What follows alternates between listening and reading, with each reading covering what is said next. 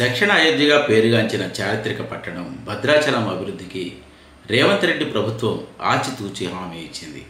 ముఖ్యమంత్రిగా బాధ్యతలు చేపట్టిన తర్వాత తొలిసారి భద్రాచలం వచ్చిన రేవంత్ రెడ్డి రామాలయ అభివృద్ధికి ఖచ్చితంగా నిధులు మంజూరు చేస్తారని అందరూ భావించారు. కానీ ముఖ్యమంత్రి మాత్రం ఆలయ అభివృద్ధికి ఎటువంటి స్పష్టమైన హామీ ఇవ్వలేదు. శ్రీ సీతారామచంద్ర స్వామిని దర్శించుకున్న అనంతరం రేవంత్ రెడ్డి ఇందిరమ్మ ఇళ్లను ప్రారంభించారు.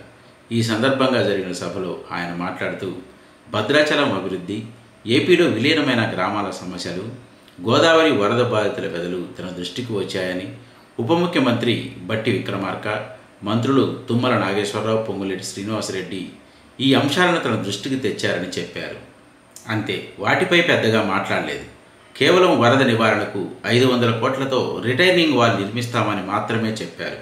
తమ ప్రభుత్వం ఏర్పడిన తర్వాత ఇదే మొదటి టెండర్ అన్నారు.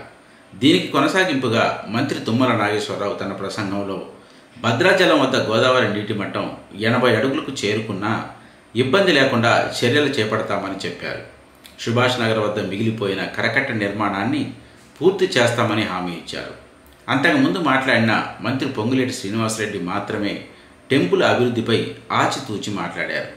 అభివృద్ధికి కట్టుబడి ఉన్నామని, 200 కోట్లు ఖర్చైనా రాముడి విషయంలో వెనకడుగు వేసేది లేదని చెబుతూనే సాధ్యాసాధ్యాలను పరిశీలిస్తామని తిరకాసు పెట్టారు. ఇందుకు దేవాదాయ శాఖ మంత్రి కొండా సురేఖ సమక్షంలో తనతో పాటు ఖమ్మం జిల్లాకు చెందిన ఉప ముఖ్యమంత్రి బట్టి విక్రమార్క, మంత్రి తుమ్మల నాగేశ్వరరావుతో కలిసి ఓ నివేదికను తయారు చేస్తామన్నారు. ఆ తర్వాతే అభివృద్ధికి ఆచరణ సాధ్యమైన హామీ ఇస్తామన్నారు. ఏపీలో విలీనమైన గ్రామాల గురించి ఎవరూ మాట్లాడలేదు. అయితే రామాలయ అభివృద్ధికి ఈ ప్రభుత్వం ఎందుకు స్పష్టమైన హామీ ఇవ్వలేకపోయిందన్న చర్చ జరుగుతోంది. మరికొందరు పోలవరం బ్యాక్ వాటర్ సమస్య వల్లే అభివృద్ధికి స్పష్టమైన హామీ ఇవ్వలేదంటున్నారు. అధికారికంగా దీనిపై ఎవరూ మాట్లాడకపోయినా కారణం మాత్రం అదే కావచ్చు.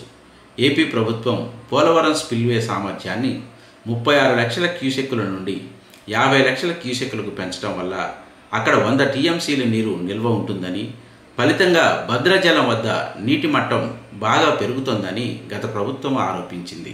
పోలవరం బ్యాక్ వాటర్కు తోడు శబరి, కిన్నెరసాని మరికొన్ని వాగులు గోదావరిలో కలవటం వల్ల భద్రాచలం వద్ద నీటి మట్టం మరింత పెరుగుతోంది. వరద ముందుకు కదలటం లేదు. దీనివల్ల భద్రాచలం పరిసర ప్రాంతాలు ముంపుకు గురవుతున్నాయి. పోలవరం పూర్తయితే చారిత్రక రామాలయంతో పాటు Manuguru heavy water plant, Bhadradri thermal ప్లాంట్కు తీవ్ర ముప్పు ఏర్పడే ప్రమాదం ఉందని నిపుణులు చెబుతున్నారు. అందువల్లే భద్రాద్రి అభివృద్ధికి సాధ్యాసాధ్యాలను పరిశీలిస్తామని మంత్రి పొంగులేటి చెప్పినట్లు పరిశీలకులు భావిస్తున్నారు. అయితే ముంపుకు గురయ్యే ప్రాంతాన్ని అభివృద్ధి చేయడం ఎందుకని ప్రభుత్వం భావిస్తుందా? ఆచరణ సాధ్యం కాని హామీలు తాము ఇవ్వమని మంత్రి పొంగులేటి చెప్పడంలో అర్థమేంటి? సాధ్యాసాధ్యాలను పరిశీలించి నివేదిక వచ్చిన తర్వాత రేవంత్ రెడ్డి ప్రభుత్వం ఏం చేస్తుంది? ఈ ప్రశ్నలన్నిటికీ సమాధానం దొరకాలంటే కొంతకాలం ఎదురు చూడక తప్పదు.